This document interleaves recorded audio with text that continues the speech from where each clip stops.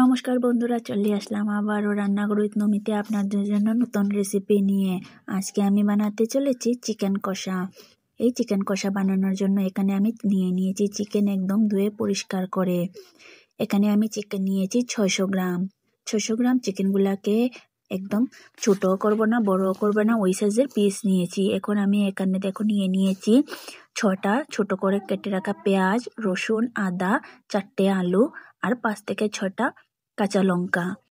এগুলা রাখার পর আমি এখন একটা নিয়ে নেব বড় বাটি একটা নেওয়ার পর আমি তার মধ্যে ধুয়ে রাখা মাংসগুলা নিয়ে নেব। আমি এখানে বড় বাটির মধ্যে মাংসগুলা নিয়েছি। আর এখানে আমি দেখো পেঁয়াজ, আদা, রসুন আর অর্ধেকটা পেঁয়াজের একটা পেস্ট বানিয়ে নিয়েছি। এখন আমি এখানে একটু গুঁড়া মশলা অ্যাড করছি। এখানে আমি গুঁড়া মশলাগুলা অ্যাড করার পর তার মধ্যে পরিমাণ মতো লবণ দিয়ে দিয়েছি। লবণ দেওয়ার পর এখানে আমি 1 চামচ কাশ্মীরি মরিচের গুঁড়া দিয়েছি রঙের জন্য। আর দিয়ে দিলাম 3 থেকে 4 চামচ সর্ষের তেল। সর্ষের তেল দেওয়ার পর আমি সবগুলা উপকরণ একসাথে ভালো করে মিশিয়ে নেব।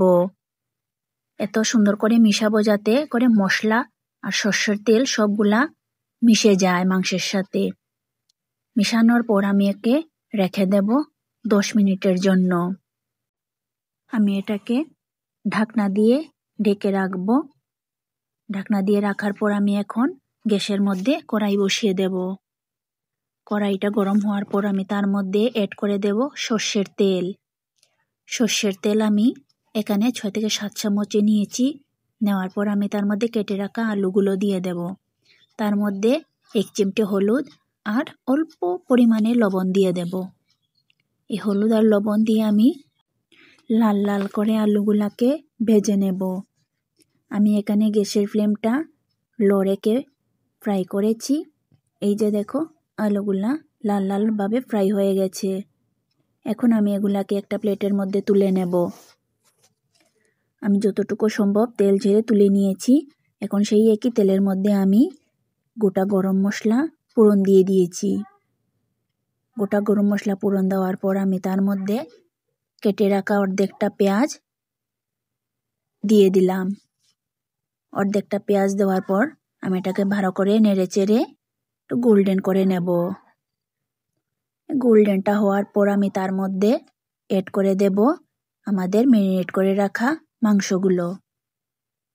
মাংসগুলো দেওয়ার পর আমি ভালো করে মাংস আর পেঁয়াজ মিশিয়ে নিচ্ছি। একইভাবে মিশিয়ে নেওয়ার পর আমি এটাকে ঢাকনা দিয়ে 5 থেকে 6 মিনিট কম আঁচের মধ্যে রান্না করে নিলাম। এই যে দেখো রান্না করার পর আমাদের মাংসটা কিভাবে কষানো হয়ে যাচ্ছে। মাংসটা ভালো করে নেড়ে চেড়ে আমরা মিডিয়াম ফ্লেমের মধ্যে কষাবো। মনে রাখবে বন্ধুরা, যত সুন্দরভাবে আমরা মাংসটাকে কষাবো ততই আমাদের মাংসের মধ্যে টেস্ট আসে। এই যে দেখো মাংস থেকে কিভাবে তেল ছাড়া শুরু হয়ে গেছে, মানে আমাদের মাংস কষানো হয়ে গেছে। এখন আমি তার মধ্যে অ্যাড করলাম ভেজে রাখা আলুগুলা দেওয়ার পর আমি মাংস আর আলুগুলাকে ভালো করে মিশিয়ে নিয়েছি যাতে করে আলুর মধ্যে ভালো করে মশলাগুলো লেগে যায়। তার মধ্যে আমি অ্যাড করলাম গরম করে রাখা জল। এখানে আমরা ঠান্ডা জল দেব না, গরম জলটাই দেব, কারণ আমাদের মাংস কষাটা হয়েই গেছে। গরম জল দিয়ে আমাদের আর বেশি সময়টাকে রান্না করতে হবে না। এখানে আমি গরম জল দিয়ে আরো 2 থেকে 3 মিনিট ঢাকনা দিয়ে এটাকে রান্না করে নেব। 2 থেকে 3 মিনিট রান্না করে নিলেই আমাদের রান্নাটা কমপ্লিট হয়ে যাবে। এই যে দেখো 2 থেকে 3 মিনিট পর আমাদের চিকেনটা প্রায় হয়েই গেছে।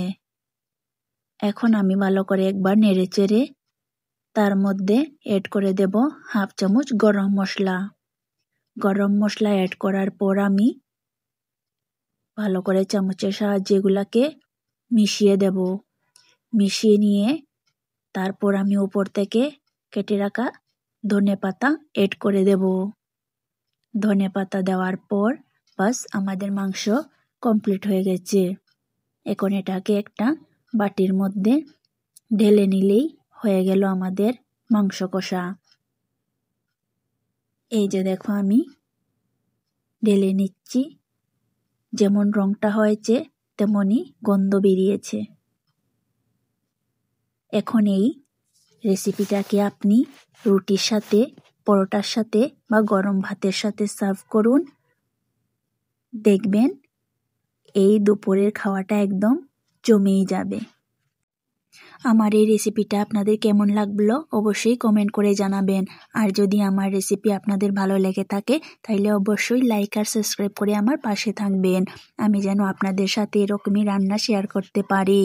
সবাই ভালো থাকবেন, সুস্থ থাকবেন, আর একবার এই রেসিপিটাকে ঘরে করার অনুরোধ রইল। আবার দেখা হচ্ছে অন্য ভিডিওতে। টাটা সবাইকে।